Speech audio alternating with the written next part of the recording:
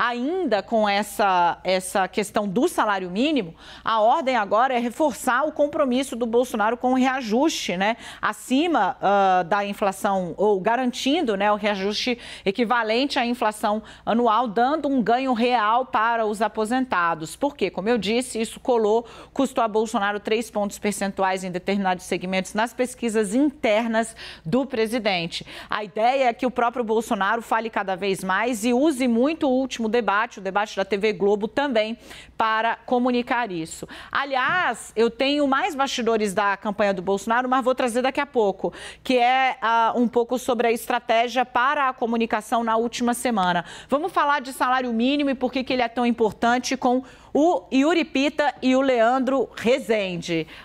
Meninos, começo com você, Yuri. Pois é, essa questão do salário mínimo, Dani, trazer também um pouquinho de informação do que aconteceu ontem à noite aqui em São Paulo. Houve uma reunião de apoio ao candidato do PT ao governo estadual, Fernando Haddad, da qual participou o candidato a vice-presidente, Geraldo Alckmin. E ele manteve esse reforço na importância do salário mínimo, de quantas pessoas, 70% dos aposentados e pensionistas que recebem um salário mínimo, e do quanto é importante manter uma política de aumento real dos salários mínimos. E aí ele fez a conexão que representa a própria presença dele na chapa Lula-Alckmin, que é dizer que houve esse ganho real já no governo Fernando Henrique Cardoso, muito depois do sucesso do Plano Real e do controle da inflação, e depois essa política foi reforçada durante os governos do ex-presidente Lula. Então tem sido uma tônica forte da campanha Lula-Alckmin falar dessa questão do salário mínimo, seja porque faz uma conexão com o que já aconteceu, e tanto no governo de Lula quanto no de Fernando Henrique Cardoso, que foi apoiado por Geraldo Alckmin, quanto uma perspectiva de proposição futura daqui em diante. E num tema que é muito sensível para as camadas mais vulneráveis da população.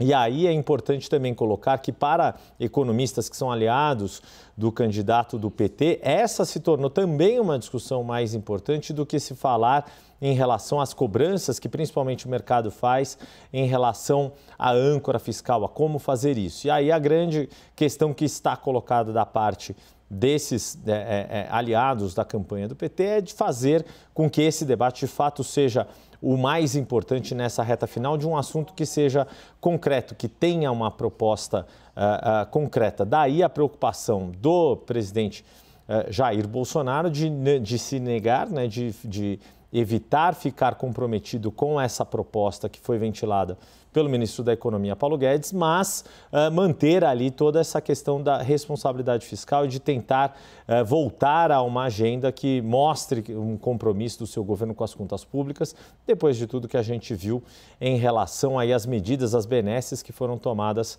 pelo governo, principalmente ao longo aqui deste ano de 2022.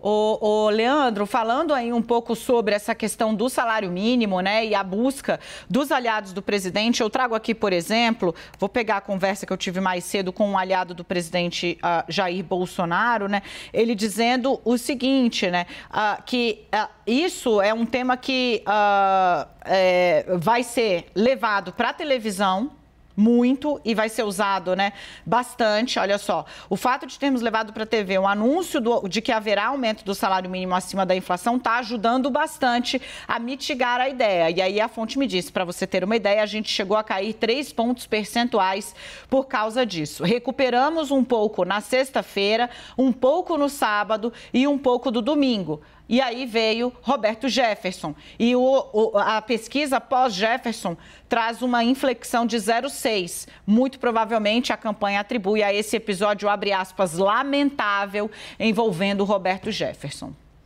Nesse sentido, ele vem num final de semana que estava tudo programado para ser um momento, né, de maior expectativa de um cenário positivo para a campanha do presidente. Eles fizeram a campanha fez esse evento, seria 22 horas de live, né, com o presidente Jair Bolsonaro e vários nomes da direita, várias personalidades que apoiam o presidente da República. O Neymar participou dessa live, então era um final de semana que estava sendo até a acontecer o atentado lá do Roberto Jefferson contra os policiais federais, né, até esse episódio, era um domingo tranquilo, um domingo ali, a campanha terminou feliz a semana, né, a gente trouxe aqui notícias de empolgação do líder do PL na Câmara, havia ali um sentimento positivo, mas você chega nesse final de semana com o Roberto Jefferson, a coisa muda de figura. Nesse sentido, os integrantes do PL, com quem eu conversei hoje, eles estão ainda batendo um pouco de cabeça ali sobre o que fazer nessa reta final, para onde que o presidente deve ir, né? A avaliação de que ele precisa focar na região sudeste, mas exatamente aonde? Só para trazer dois exemplos aqui. O PL do Rio e o PL de Minas tinham divergências ali sobre exatamente qual lugar que o presidente deveria fazer os seus atos, né? Em Minas, o presidente vai visitar Teófilo Otoni, uma cidade que o Lula teve na semana passada, e na quinta-feira o ato que ia ser no estádio do Bangu, a gente falou aqui no 360, passou agora para Campo Grande, que é uma cidade, é um bairro do Rio de Janeiro que tem uma densidade eleitoral muito grande na Zona Oeste. Mas tem um pouco ainda consegui sentir isso nas conversas que tive hoje. Falei com gente de São Paulo, Minas e Rio, e deu para sentir um pouco de um bate-cabeça ali por conta do Roberto Jefferson, né? Do fato novo Roberto Jefferson ter colocado ali a campanha de fato num momento ruim, faltando tão pouco tempo para a eleição, tão pouco tempo para o segundo turno.